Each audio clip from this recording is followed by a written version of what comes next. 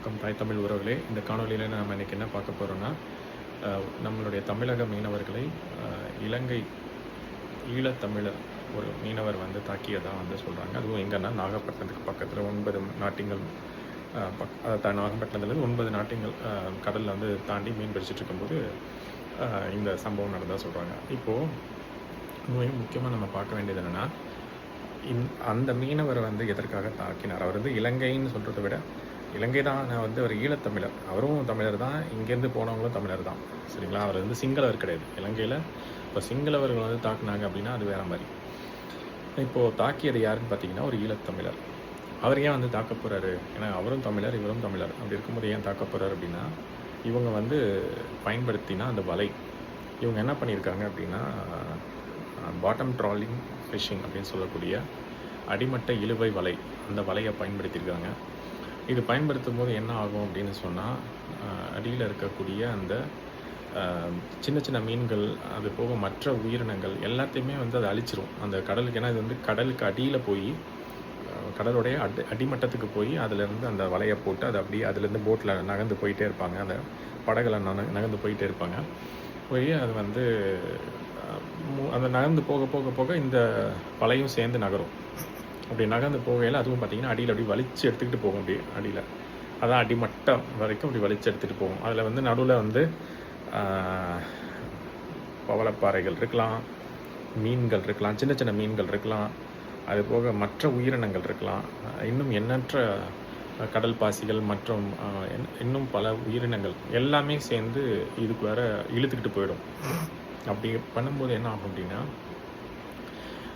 மீன்களினுடைய எண்ணிக்கை, அதாவது உற்பத்தி, அது வந்து குறைஞ்சி போக வாய்ப்பு இருக்குது. ஏன்னா பெரிய வலையை போடும்போது, இப்போ நம்ம சாதாரண மற்ற வலைகளை பயன்படுத்தும் போது என்ன ஆகும் அப்படின்னு சொன்னால், மேலே தான் அந்த வலையை வீசுவாங்க. அது வந்து இவ்வளோ அடிமட்ட அளவுக்குலாம் போகாது. அப்படி இருக்கும்போது பெரிய பெரிய மீன்கள் மேலே தான் இருக்கும். அந்த மாதிரி மீன்கள்லாம் வந்து எளிதாக உங்களுக்கு வந்து கிடைச்சிரும் இந்த மீனவர்களுக்கு. அப்போ அதில் கிடைக்கக்கூடிய அந்த மீன்கள் போக அந்த சின்ன சின்ன மீன்கள்லாம் அந்த வலையில் இருக்கக்கூடிய அந்த ஓட்டைகள் வழியாகவே வெளியில் போயிடும். அப்போது என்ன ஆகும் அப்படின்னா, அந்த மீன்கள் வந்து தப்பிச்சு வெளியில் போயிடும். போகிறது மூலமாக அது வந்து பெரும்பான்மையாக சின்ன சின்ன மீன்கள் அங்கே வருவது குறைவாக தான் இருக்கும் மேலே பார்க்கும்போது. அதையும் மீறி சில மீன்கள் இருந்தாலும் தப்பிச்சு அது வந்து கீழே போயிடும். அந்த குட்டி குட்டி மீன்கள்லாம் பார்த்திங்கன்னா அந்த பவளப்பாறையை சுற்றி தான் வந்து அதனுடைய வாழ்க்கை சுழற்சி அதிகமாக இருக்கும். அதுங்க அங்கே தான் வந்து அதிகமாக வாழும். அது வந்து அதையும் மீறி ஒரு சில மீன்கள் மேலே வரும்போது இந்த பெரிய வலைகள் போடும்போது அதுலேருந்து தப்பிச்சு இதுங்க வந்து போயிடும். அப்படி இருக்கிறதுனால என்ன பயன் அப்படின்னா, இந்த மீன்கள் திரும்ப அவங்க வந்து மீன் பிடிக்க மற்ற மீனவர்கள்லாம் வந்து மீன் பிடிக்க வர்றதுக்குள்ள இந்த மீன்கள் வந்து சற்று வளர்ந்து அதுங்க பெரிய அளவுக்கு வளர்ந்ததுக்கப்புறம் அதுக்கு வந்து மேலே வரும். இந்த அடிமட்ட வலையை பயன்படுத்துறதுனால என்ன ஆகும்னா, அந்த சின்ன மீன்களும் சேர்ந்து அந்த வலையில் வந்துடுது. அப்போ என்ன ஆகும்னா, மொத்தமாக இருக்கிறது எல்லாத்தையும் தொடச்சி எடுத்துட்டு கடலில் இருக்கிற அத்தனை உயிரினத்தையும் வலையை போட்டு தொடச்சி எடுத்து இவங்க வந்து வியாபாரம் பண்ணி விற்கிறாங்க. அப்போ என்ன அடுத்த தடவை இவங்கள மாதிரி இப்போ எல்லா மீனவர்களும் இதே மாதிரி செய்கிறாங்கன்னு வச்சுக்கோம். அப்படி தான் செஞ்சுட்ருக்காங்க இப்போ தமிழ்நாட்டில். ஏன்னா படகு வச்சுருக்கவங்களே பார்த்திங்கன்னா அரசியல்வாதிகளாக தான் இருக்காங்க. மற்ற ஆட்கள் வந்து கம்மியாக தான் வச்சுருக்காங்க. பெரும்பான்மையான படகுகள் வந்து அரசியல்வாதிகள் தான் வச்சுருக்காங்க. மற்ற தனிப்பட்ட நபர்கள் வந்து வச்சுருக்குறாங்க. ஆனால் அது ரொம்ப சொற்ப அளவில் தான் இருக்குது. அரசியல்வாதிகள்கிட்ட தான் நிறைய படகுகள் இருக்குது. அதனால் அவங்க சொல்லக்கூடிய அந்த உத்தரவு படி தான் இந்த மீனவர்கள் போய் இந்த வலையை பயன்படுத்தி பிடிக்கிறாங்க. இப்படி பிடிக்கும்போது என்ன ஆகும்னா, கடலில் இருக்கிற மொத்த மீனையும் அள்ளி சாப்பிட்றணும். அதுதான் அவங்களுடைய நோக்கம். அதை எடுத்துகிட்டு வந்து மொத்தமாக விற்றுறணும். இப்படி பண்ணும்போது என்ன ஆகும், மீன்கள் கிடைக்காது. அப்புறம் போக போக போக இந்த அடிமட்ட வலையை பயன்படுத்த ஒரு சில மாதங்கள் ஓட்டலாம், சில வருஷங்கள் கூட போகலாம். ஆனால் அதுக்கப்புறம் ஒன்றும் இருக்காது, மொத்தமும் காலியாகிடும். அப்போ வந்து இவங்களோட வாழ்வாதாரமே வந்து கேள்விக்குறியாயிடும். இதை தான் வந்து இலங்கை அரசு என்ன பண்ணி வச்சுருக்குன்னா, இந்த அடிமட்ட வலையை வந்து அங்கே இருக்க மீனவர்கள் பயன்படுத்துறதுக்கு தடை விதிச்சிருக்கு. ஆனால் நம்ம தமிழ்நாடு அரசோ என்ன பண்ணி வச்சுருக்கு அப்படின்னா, அதை வந்து தடை பண்ணலை. மாறாக அவங்க அரசியல்வாதிகளே வந்து அவங்க தனியாக படகுகள் வச்சுருக்காங்க. அவங்களே இந்த மாதிரி வலையை பயன்படுத்தி பிடிக்க சொல்கிறாங்க. அதை வந்து இந்த மீனவர்களும் செய்கிறாங்க. இது வந்து எப்படின்னா, எப்படி ஒரு விவசாயி வந்து விதை நெல்லை சமைச்சு சாப்பிட்றது மிகப்பெரிய குற்றமோ, அது எப்படி அவங்களோட வாழ்வாதாரத்தை அவங்களே அழிச்சுக்கிறதோ அதுக்கு சமமானது இந்த மீனவர்கள் வந்து இந்த அடிமட்ட வலையை பயன்படுத்தி மொத்த மீனையும் அள்ளிட்டு வருது. விதை எவ்வளோ பெரிய வறுமை வந்தாலும், பஞ்சம் வந்தாலும் விவசாயிகள் யாரும் விதை நெல்லை சாப்பிட மாட்டாங்க. ஏன்னா அது முடிஞ்சு போச்சுன்னா அவங்களுக்கு தொழிலே இல்லை. ஏன்னா அதுக்கப்புறம் விதைக்கிறதுக்கு விதை நெல்லை இருக்காது. அதனால் அவங்க என்ன பண்ணுவாங்க, அதை மட்டும் எப்படியா இருந்தாலும் பாதுகாத்து வைப்பாங்க. வறுமை வந்தாலும் பஞ்சம் வந்தாலும் அதை சாப்பிட மாட்டாங்க. அந்த விதை நெல் வந்து எவ்வளோ அவங்களுக்கு முக்கியமோ, அதே மாதிரி இந்த சின்ன சின்ன மீன்களும் இந்த பவளப்பாறைகளும் ரொம்ப ரொம்ப முக்கியம் மீனவர்களுக்கு. இவங்க இந்த வலையை பயன்படுத்தி, இந்த அடிமட்ட வலையை பயன்படுத்தி அதை எடுத்துகிட்டு போகிறது அந்த விவசாயிகள் எல்லாம் விதை நெல்லை சமைச்சு சாப்பிட்றதுக்கு சமம். அந்த மாதிரி தான் அது எப்படி மோசமான ஒரு குற்றமான ஒரு செயலோ, அது வந்து மட்டமான தவறான செயலோ, அதுக்கு இணையான செயல் தான் இவங்க பண்ணுற இந்த அடிமட்ட வலையை பயன்படுத்தி மொத்தமாக அள்ளிட்டு போகிறது. இது ஒரு மீனவர் தான் பண்ணுறாருன்னு கேட்டால், இருக்கிற அத்தனை பேரும் பண்ணுறான். இப்போ ஒருத்தர் 2 பேர் எடுக்கிறனால என்னங்க ஆக போகுது அப்படின்னு கேட்கலாம். இருக்கிற அத்தனை பேர் எடுக்கிறான். அப்படி கடலுக்குள்ளே போய் அத்தனை பேர் இதே மாதிரி இந்த வலையை போட்டு எடுக்க. இது மட்டும் பயன்படுத்தலை, இன்னொரு வலையை பயன்படுத்துகிறாங்க, சுருக்குமடி வலைன்னு சொல்லிட்டு அந்த ட்ராலிங் நெட். அதுவும் வந்து சில நாட்கள் மட்டும்தான், அது ஒரு சில நாட்கள் பயன்படுத்துறதுக்கு சில இடங்களில் உத்தரவு கொடுக்கப்படுது அரசினால். ஆனால் வந்து பெரும்பான்மை அது வந்து தடை இருக்குது. ஆனால் அதையும் மீறி இவங்க வந்து சில நாட்கள் இவங்க வாட்டு இந்த வலையை பயன்படுத்துகிறாங்க. அந்த சுருக்குமடி வலையும் பார்த்திங்கன்னா இருக்கிற குட்டி மீன்கள்லாம் சேர்த்து எடுத்துகிட்டு வந்துடும். அந்த மீன்கள்லாம் வளர்ந்து பெருசாக வந்தால் தான் இவங்களுக்கு அடுத்த முறை வந்து இது மாதிரி மற்ற மீனவர்கள் போகும்போது அவங்களுக்கு எதாவது கிடைக்கும். இருக்கிற எல்லாத்தையும் அள்ளிட்டு வந்தால் அவங்களுக்கு வந்து எதுவுமே கிடைக்காது. ஏன்னா அது வந்து பெருசாக வளர்ந்து வரதுக்கு சில நாட்கள் தேவைப்படும் இல்லையா. மீன் பிடிக்கிறதுக்கு தடை காலம்னு ஒன்று இருக்குது. அந்த தடை காலத்துலேயே இவங்க வந்து நிவாரணம்லாம் பெறுறாங்க, அதெல்லாம் இருக்குது. ஆனால் அதெல்லாம் மீறி மற்ற காலங்களில், அந்த மீன்பிடி தடை காலம் போக மற்ற காலங்களில் இவங்க வந்து தொடர்ச்சியாக இந்த அடிமட்ட வலையை பயன்படுத்துறதுனால எண்ணற்ற பிரச்சனைகள் வந்து அவங்களே சந்திக்கிறாங்க. ஏன்னா இது வந்து எப்படின்னா தன் தலையிலே மண்ணை அள்ளி போட்டுக்கிற சமம். அதுக்கு அந்த மாதிரி விஷயம் தான் இது. மீனவர்களே அந்த வலையை பயன்படுத்தி இருக்கிற எல்லாத்தையும் அள்ளிட்டு வந்துட்டு திரும்ப நாளைக்கு வந்து எங்களுக்கு மீனே கிடைக்கல, எங்களுக்கு வாழ்வாதாரம் போச்சுன்னு அவங்களே வந்து புலம்பிகிட்டு இருப்பாங்க. அந்த கதை தான் இப்போ நடந்துகிட்ருக்கு. இந்த வலையை தமிழர்கள் பயன்படுத்தி மீனை பிடிச்சிருக்காங்க. இது வந்து பார்த்திங்கன்னா இலங்கையில் பார்த்திங்கன்னா இந்த வலையை பயன்படுத்துறதுக்கு தடை இருக்குது. இப்போ இந்த மீனவர்களும் போய் கடலில் மீன் பிடிக்கிறாங்க, அங்கே இருக்கிற மீனவர்களும் வந்து கடலில் மீன் பிடிக்கிறாங்க. அங்கே இருக்க மீனவர்களும் கடலில் வந்து மீனை பிடிக்கிறாங்க. ஸோ அப்படி அவங்களும் மீன் பிடிக்கிறாங்க, இவங்களும் மீன் பிடிக்கிறாங்க. ஆனால் இவங்க பயன்படுத்துகிற வலை அடிமட்ட வலையாக இருக்குது, அவங்க பயன்படுத்துகிற வலை வந்து நார்மலான வலையாக இருக்குது, அதாவது சாதாரண வலையாக இருக்குது. அது வந்து பெரிய துவாரங்கள் கொண்ட வலையாக இருக்குது. இப்போ அவங்களுக்கு வந்து மீன்கள் வந்து கம்மியாக கிடைக்குது. இவங்க வந்து இந்த அடிமட்ட வலையும் பயன்படுத்தி இருக்கிற எல்லாத்தையும் அள்ளிட்டு போகிறனால அவங்களுக்கு மீன் கிடைக்க மாட்டேங்குது. இந்த கோபத்தில் தான் அங்கே இருக்கிற ஒரு ஈழத்தமிழர் வந்து இவங்ககிட்ட சண்டைக்கு வந்து இவங்களுடைய அந்த வலையை அறுத்துருக்கிறாரு. அப்போ அவர் வந்து இவங்கள தாக்கணுன்றதை விட அந்த வலையை வந்து அறுக்கணும் அப்படின்னு செஞ்சு அதை அறுத்துருக்காரு. காரணம் வந்து இதுதான் வந்து அந்த மீன்கள்லாம் இல்லாமல் போகிறதுக்கு காரணன்ற அந்த கோபத்தில் அவர் செஞ்சுருக்கிறாரு. அந்த கோபம் நியாயமானது, அவர் செஞ்ச செயல் வந்து தவறானது. இருந்தாலும் அதுக்கு வந்து இவங்க என்ன பண்ணி வச்சுருக்காங்க, அவரை வந்து ஒரு குற்றவாளி மாதிரி நடத்தி அவரை கைது பண்ணி அவரை வந்து கையில் கயிறெல்லாம் போட்டு கட்டி ஒரு மாதிரி மிகப்பெரிய குற்றவாளி மாதிரி பிடிச்சி இழுத்துருந்துருக்காங்க. இந்த மாதிரி சிங்கள இராணுவத்தை இராணுவ அதிகாரிகள் தப்பு செஞ்சு அந்த மாதிரி யாராவது ஒருத்தர் இழுத்துட்டு வந்தால் கூட சரிங்களாம். இந்த ஈழத்தமிழர் வந்து இவங்களுடைய, அதாவது நம்மளுடைய சொந்த உறவுகள் மாதிரி தான் அவங்களும் நம்மளும் ஒன்று தான். இருந்தாலும் அப்படி அது புரியாமல் அவங்க யாரோ ஒரு எதிரி நாட்டு ஆளுங்க மாதிரியும் நம்ம வந்து வேறு ஏதோ ஒரு நாட்டு ஆளுங்க மாதிரியும் அந்த மாதிரி தான் நடந்துக்கிட்டு இருக்காங்க. இப்போ இந்தியா எப்படி பார்க்குதுன்னா, இவங்க வந்து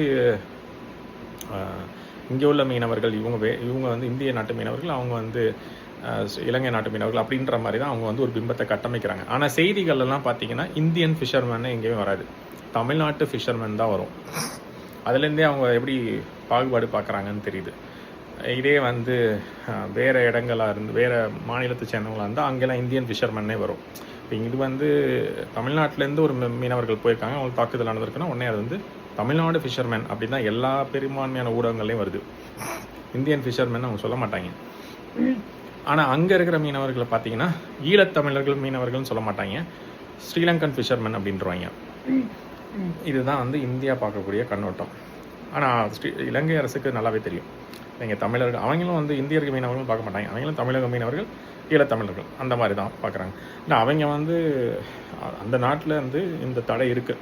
இந்த தடை வந்து ஏன் அவன் வச்சுருக்கான், அது அவங்களுக்கு நல்ல விஷயம் தானே. இந்த வலையை பயன்படுத்தினா நிறைய மீன் கிடைக்க போகுது, பணங்காசு கிடைக்க போகுது. இருந்தாலும் அந்த அரசு ஏன் தடை பண்ணியிருக்கு அப்படின்னு யோசிக்கணும்ல. அந்த அரசு ஏன் அப்படி சொல்லியிருக்குன்னா, கடலில் வந்து மீன்கள் உற்பத்திக்குன்னு சில காலம் தேவைப்படுது. எப்போ பார்த்தாலும் இந்த மாதிரி ஒரு அடிமட்ட வலையை பயன்படுத்தி சுருக்குமடி வலையை பயன்படுத்தி இருக்கிற மீன்களை அப்புறம் அள்ளிட்டு போனால் அப்புறம் எப்படி மீன் இருக்கும், எப்படி உற்பத்தி ஆகும்? சில மீன்களாவது இருந்தால் தான் அது குட்டி போட்டு பெருகும். எதுவுமே அங்கே இல்லாமல் எல்லாத்தையும் அள்ளிட்டு வந்துட்டு எப்படி பெருகும்? அதுதான் இப்போ நடந்துகிட்டு இருக்கு. அதோட சேர்த்து இவங்க மீனை மட்டும் அழிக்கல, சேர்த்து அங்கே இருக்கிற பவளப்பாறைகள், மற்ற உயிரினங்கள், கடல் பாம்புகள், அப்புறம் வந்து கடல் ஆமைகளெல்லாம் அள்ளிட்டு போகிறாங்க. இது எல்லாமே வந்து இன்னும் பல உயிரினங்கள், இது எல்லாத்தையும் வந்து இவங்க இந்த வலை பயன்படுத்துறதுனால மொத்தமாக அழிஞ்சு போகுது. இது வந்து தடை செய்யப்பட வேண்டிய ஒன்று. ஆனால் இதை தடை செய்ய வேண்டிய அரசே வந்து அந்த அமைச்சர்களும் அதிகாரிகளும் பார்த்திங்கன்னா அவங்களே வந்து இந்த மாதிரி படகுகளை வச்சுக்கிட்டு இந்த மாதிரி பிடிக்க சொல்லிக்கிட்டு இருக்காங்க. அதுதான் இங்கே நடக்கக்கூடிய ஒரு மட்டமான செயல். இதுக்கு தான் சொல்கிறது, கண்டவனும் வந்து ஆண்டானா இந்த மாதிரி தான் நடக்கும். அந்தந்த மாநிலத்தை சேர்ந்தவங்களே அந்தந்த இனத்தை சேர்ந்தவங்களே ஆண்டாதான் வந்து இந்த மாதிரி பிரச்சனைகள்லாம் சரி செய்ய முடியும். வரவன் போனவங்களுக்குலாம் ஆட்சியை கொடுத்தா இந்த மாதிரி தான் ஆகும். அதுதான் இப்போ நடந்துகிட்டு இருக்கு. இப்போது இந்த பிரச்சனைக்கு என்ன தீர்வு அப்படின்னா, இந்த அடிமட்ட வலையை வந்து பயன்படுத்துவதற்கு தடை விதிக்கணும். இது மாதிரி பிரச்சனைகள் ஏன் அவங்க வந்து தாக்குறாங்க, காரணம் இந்த வலை பயன்படுத்துறதுனால தான். இவங்கெல்லாம் மீன் அள்ளிட்டு போயிடுறாங்க, அவங்களுக்கு மீன் கிடைக்க மாட்டேங்குது. அதுதான் நடக்கக்கூடிய பிரச்சனை காரணம். அந்த பிரச்சனைக்கான காரணம் இதுதான். ஆனால் வந்து இவங்க தாக்குதலை மட்டும்தான் பேசுகிறாங்க. தாக்குதல் மட்டும் இல்லை, தாக்குதலுக்கான காரணம் தான் அந்த தாக்குதல் நடத்துறதுக்கான தூண்டுதலே. அப்போ அந்த காரணத்தை தான் அழிக்கணும். தாக்குதல் நடந்தால் 2 பேரையும் அடிச்சுக்கிட்டு விட்டுட்டோ இல்லை அவங்களுக்கு வந்து அவங்களை அழிக்கிறதுனாலே எந்த பிரயோஜனமும் கிடையாது. அதனால் இந்த காரணம் வந்து என்னன்னு பார்த்தா இந்த வலை. இவங்க இந்த வலையை பயன்படுத்துகிறாங்க. இவங்களுக்கு வந்து அதிக லாப நோக்கு, அதுதான் அதில் வந்து இருக்கக்கூடிய ஒரு தவறான செயல், ஒரு பேராசை. சாதாரண வலையை பயன்படுத்தினா என்ன மீன் வருதோ அந்த மீனே போதுமானது, அதில் கிடைக்கக்கூடிய லாபமே போதுமானது. எல்லா மீனவர்களும் வர வேண்டியது அந்த மாதிரி வலைகளை பயன்படுத்தி அவங்களுக்கு தேவையான மீன்கள் எடுத்துகிட்டு போகலாம். ஆனால் அதை விட்டுட்டு இந்த மாதிரி வலையை பயன்படுத்தி அதிகமாக லாபத்தை அள்ளணும். இந்த அதிகமாக லாபத்தை அள்ளணுன்ற நோக்கம் இந்த மாதிரி அமைச்சர்களுக்கும் இந்த மாதிரி அதிகாரிகளுக்கும் தான் இந்த அதிகமான பேராசை வருது. மீனவராக இருக்கக்கூடியவங்களுக்கு இருக்கக்கூடிய விஷயத்தை விட, அவங்களுக்கு இருக்கக்கூடிய ஆசையை விட, இது போன்ற அதிகாரிகளுக்கும் அமைச்சர்களுக்கும் இருக்க பேராசை வந்து, ஆசை மட்டும் இல்லை, பேராசை. எல்லாத்தையும் நம்மளே அள்ளிக்கிட்டு போயிடணும், எல்லா காசையும் கொள்ளை அடிச்சிடணும். அந்த மாதிரி ஒரு கடலா அதில் அள்ளு, மலையா வெட்டு, துட்டு, இந்த மாதிரி தான் பார்க்குறாங்க. வலையா வெட்டி எம்சாண்டு அது மூலம் துட்டு, கடலாக இருக்கிற மீன் ஆமை எல்லாத்தையும் அள்ளு, இந்த வலையை போட்டு அதில் ஒரு துட்டு. இப்படித்தான் அவங்களுடைய நோக்கமாக இருக்குது. மண்ணா ஆறில் ஆற்றுக்கு தான் அங்கங்கே டேம் வச்சுருக்காங்க. அந்த டேம்லேருந்து தண்ணியை எப்போ திறந்துடுறாங்களோ அப்போ தான் வருது. மற்ற நேரங்களெல்லாம் அது வறண்டு போய் கிடக்குது வெயில் நேரங்களில். அதுவும் இல்லாமல் அந்த நேரங்களை பார்த்து மண் அள்ளுறது, மண்ணா அள்ளு துட்டு, மலையா வெட்டு துட்டு, மீனா வலையை போட்டு அள்ளு, அதன் மூலமாக துட்டு. இப்படி தான் வந்து அவங்களுடைய எண்ணமாக இருக்குது. எல்லாத்துலேயும் காசு காசு காசு, மணி, துட்டு, இதுதான் அவங்களுடைய நோக்கமாக இருக்குது. அதனால தான் எல்லா வளங்களும் அழிஞ்சிக்கிட்டு இருக்கு.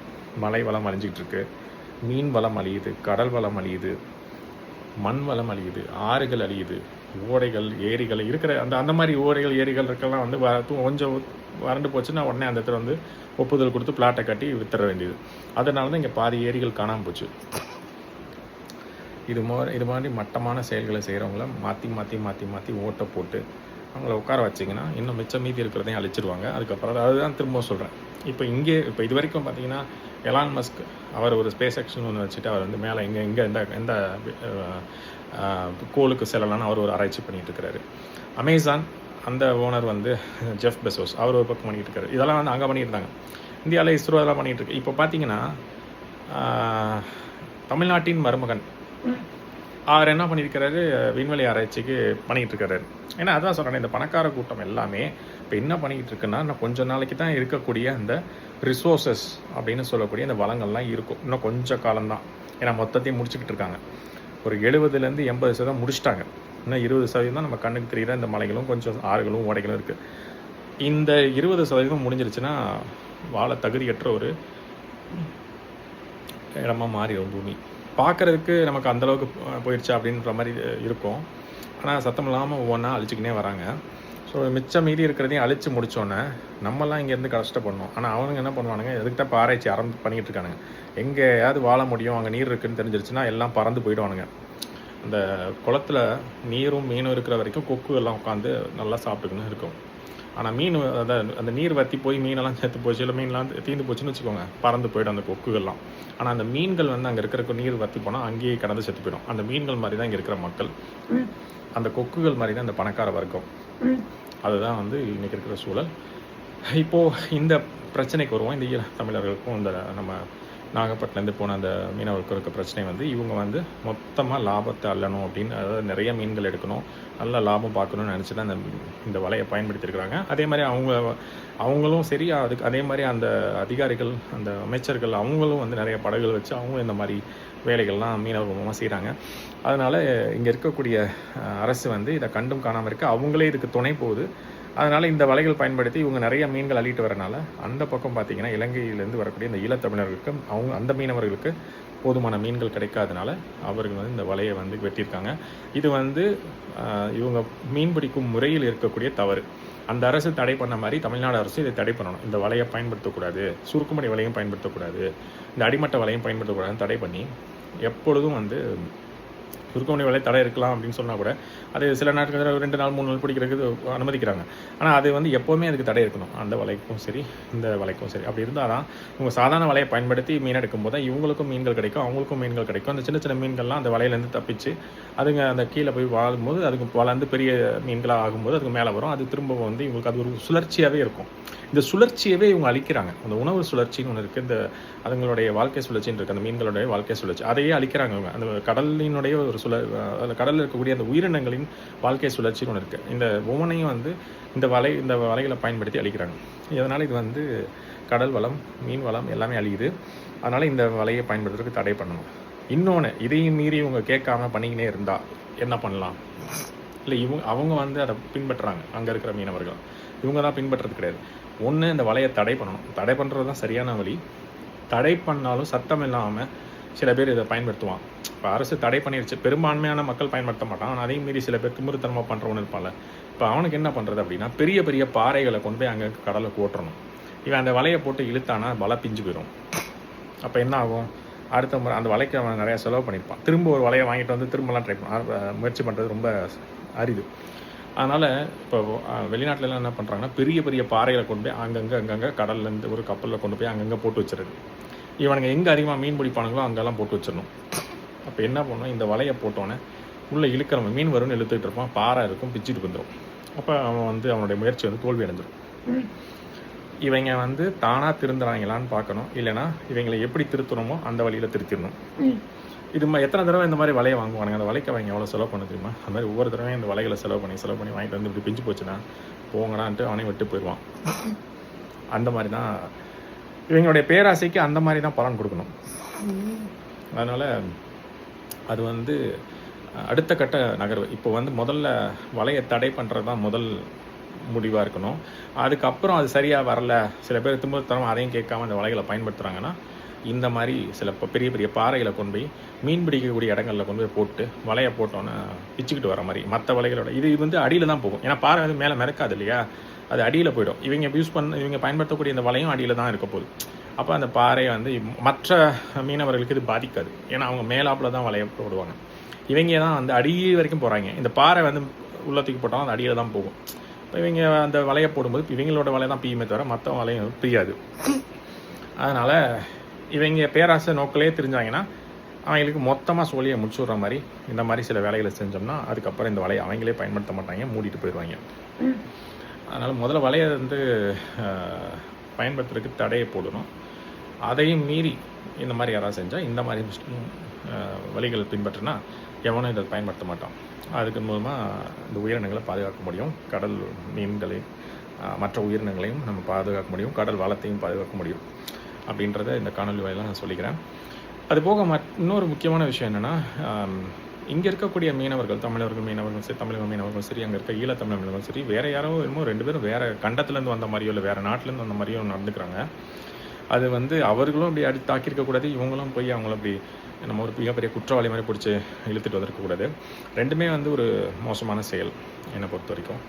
முதல்ல வந்து ஒற்றுமையாக இருக்கணும். இங்கே இருக்கவங்களும் அங்கே இருக்கவங்க வேறு கிடையாது, ஒரே உறவு தான். அதனால் வந்து அதை புரிஞ்சுக்கிட்டு இந்த போன்ற சண்டை சச்சரவுகள்லாம் இல்லாமல் ஒரு சமரசமாக சென்று ஒற்றுமையோடு வந்து அங்கே போய் கடலில் மீன் பிடிக்கணும் அப்படின்றத இந்த காணொலி வாயிலாக நான் வந்து தெரியப்படுத்திக்கிறேன்.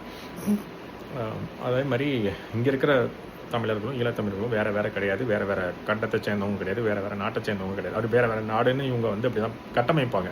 இது இந்திய நாடு, அது இலங்கை நாடு அப்படின்னு. ஆனால் இந்த நாடுகள்லாம் உருவாகிறதுக்கு முன்னாடி நம்ம வந்து எல்லோரும் ஒரே உறவு தான். அது வந்து அவங்களுக்கு தெரியல. தெரியாத கூட்டத்தை விட்டுருவோம். ஆனால் நமக்கு தெரியும்ல, இங்கே இருக்க தமிழர்களுக்கு தெரியும், அங்கே இருக்க ஈழத்தமிழர் தெரியும். அதையும் மறந்து இந்த இந்த மாதிரி போய் சண்டை போடுறது வந்து நல்ல செயல் கிடையாது. அவங்க தாக்கியிருந்தாலும் சரி, இல்லை இவங்க தாக்கியிருந்தாலும் சரி, ரெண்டுமே வந்து தவறான செயல். ஏன்னா வந்து 2 பேரும் வேறு வேறு ஆட்கள் கிடையாது, 2 பேருமே தமிழர்கள் தான். என்ன அந்த ஒரு நடுவில் சின்ன கடல் வந்து 2 பக்கமும் பிரிச்சிருக்கே தவிர மற்றபடி இதெல்லாம் ஒரே நிலப்பரப்பு தான். அதனால் அதை புரிஞ்சுக்காம இவங்க என்னமோ வேறு கண்டத்தை சேர்ந்தவங்க மாதிரியும் அவங்க என்னமோ வேறு கண்டத்தை சேர்ந்தவங்க மாதிரி சண்டை போட்டுட்ருக்காங்க. அது புரியாமல் பண்ணக்கூடிய சண்டை. அதை வந்து இனிமேல் புரிஞ்சுக்கிட்டு இங்கே இருக்கிற தமிழர்கள் அங்கே இருக்கிற தமிழர்கள் ஒன்று தான். நடுவில் அந்த கடல் தான் சின்ன அந்த நிலப்பரப்பை பிரிச்சிருக்கு. அது ஒன்றும் பெரிய கடல், அதாவது பெரிய கடல் பரப்பும் கிடையாது. அந்த இடத்துல ஒரு சின்ன கடல் பரப்பு தான் வந்து உள்ள புகுந்து 2 நாடுகளாக பிரித்து வச்சுருக்கு. அதனால் அதை வந்து பெருசுப்படுத்தி என்னமோ அவங்க ஏதோ வேறு நாடு, நம்ம ஏதோ வேறு நாடுன்ற மாதிரிலாம் நினைக்க வேணாம். இந்திய அரசும் இலங்கை அரசும் அந்த மாதிரி கட்டமைச்சாலும் நம்ம அப்படி நினைக்க வேண்டாம். இங்கே இருக்கக்கூடிய தமிழர்களும் அங்கே இருக்க ஈழத்தமிழர்களும் ஒன்று தான். அதை புரிஞ்சுக்கிட்டு இங்கே அதை நமக்குள்ளே வந்து அடிச்சுக்காமல் சண்டை போடாமல் ஒற்றுமையாக இருக்கணும், ஒற்றுமையாக மீன் பிடிக்கணும் அப்படின்றத சொல்லி இந்த காணொலி வாயிலாக நான் வந்து இங்கே இருக்கக்கூடிய தமிழ் மீனவர்களுக்கும் அங்கே இருக்க ஈழத்தமிழ் மீனவர்களுக்கும் நான் தெரியப்படுத்திக்கிறேன். ஒற்றுமை ரொம்ப அவசியம், அதை வந்து புரிஞ்சுக்கணும். இன்றைக்கி ஒரு நல்ல தலைப்பை பற்றி இன்றைக்கி ஒரு நல்ல தலைப்பை பற்றி இந்த முக்கியமான ஒரு விஷயத்தை நம்ம இந்த காணொலியில் பேசியிருக்கிறோன்னு நான் நினைக்கிறேன். இது வந்து பயனுள்ளதாக இருக்கும்னு நான் நம்புகிறேன். மீண்டும் ஒரு நல்ல காணொலியில் உங்களை நான் சந்திக்கும் வரை உங்களிடம் விடைபெறுகிறேன். தமிழர்கள் என்றும் வாழ்க, தமிழ் என்றும் வாழ்க. நம்ம சேனலை மறக்காமல் சப்ஸ்கிரைப் பண்ணுங்கள். இந்த காணொலி உங்களுக்கு பிடிச்சிருந்ததுன்னா லைக் பண்ணுங்கள், ஷேர் பண்ணுங்கள், சப்ஸ்கிரைப் பண்ணுங்கள். அதுக்கப்புறம் மறக்காமல் உங்களுடைய கமெண்ட்ஸ் எதாவது இருந்தால் தெரிவிங்க. மீண்டும் ஒரு நல்ல காணொலி உங்களை சந்திக்கிற மக்களே. தமிழ் என்றும் வாழ்க, தமிழர்கள் என்றும் வாழ்க என்று கூறி விடைபெறுகிறேன். நன்றி, வணக்கம்.